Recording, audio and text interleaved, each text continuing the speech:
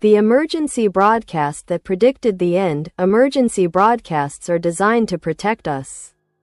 Warnings during disasters, storm alerts, evacuation messages. But in 1997, millions of people across the United States received a television broadcast that was never supposed to exist. A message with no official source, no known signal origin, and according to those who witnessed it, the broadcast predicted events before they happened. At first people believed it was a hoax, until the predictions started coming true. Chapter 1: The Interruption. On October 11, 1997, at exactly 1:13 a.m., television and radio stations across several states were interrupted simultaneously. The emergency alert tone activated without warning, but something immediately felt wrong. The audio sounded distorted, slower than normal, almost human. Then the screen changed. A black background appeared with white text. "Do not look at the sky tomorrow night."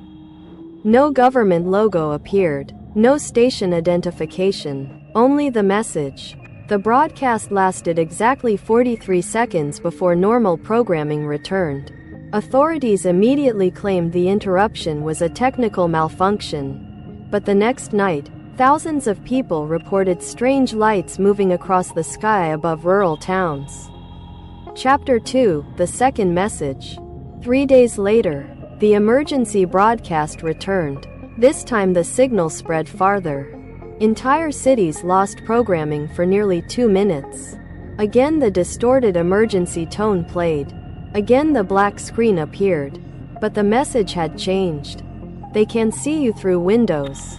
Panic spread rapidly online. Some people dismissed it as mass hysteria. Others boarded up their homes immediately. Then reports began flooding emergency services.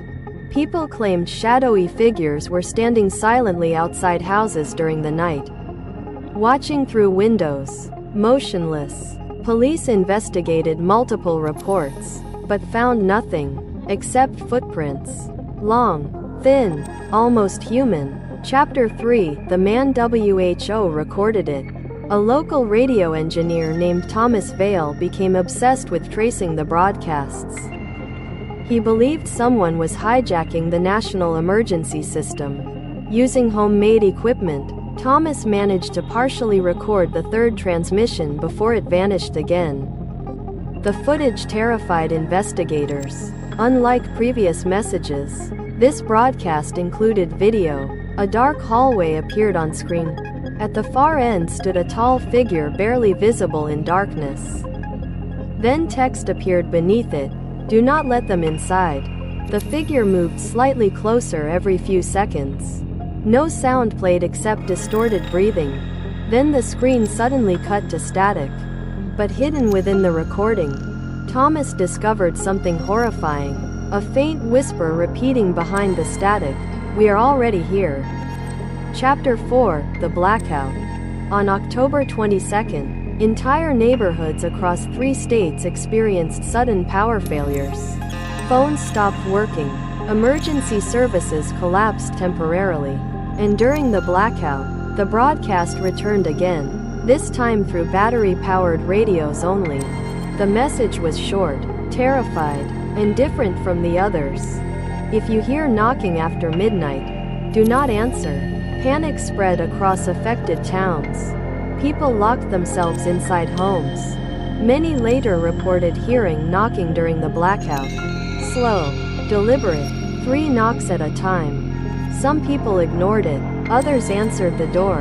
Several disappearances were reported before sunrise. None of the missing were ever found. Chapter 5: The Final Transmission. Thomas Vale continued investigating despite growing fear around the broadcasts. Then on October 31st, the signal appeared one final time.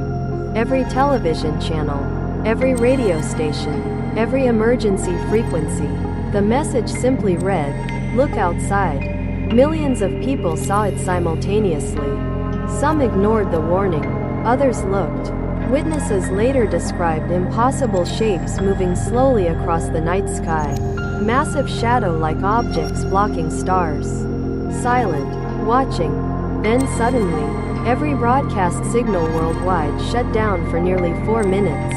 No television, no radio, nothing. When systems finally returned, Thomas Vale had disappeared. His recording studio was found abandoned, except for one final tape still playing static. Chapter 6: The Lost Tape. Years later, a copy of Thomas Vale's final tape leaked online. The recording begins normally, static, distorted breathing. Then Thomas's terrified voice speaks quietly. "They weren't warning us." Heavy knocking echoes somewhere in the background. Thomas continues speaking. The broadcasts were never warnings. The knocking grows louder, closer. Then Thomas whispers, "They were instructions." Suddenly the recording cuts to violent static. And for a single frame, a face appears on screen. Pale, featureless, smiling. The tape ends immediately afterward. Chapter 7: The Final Warning. Today governments officially deny the broadcasts ever occurred. No official recordings exist.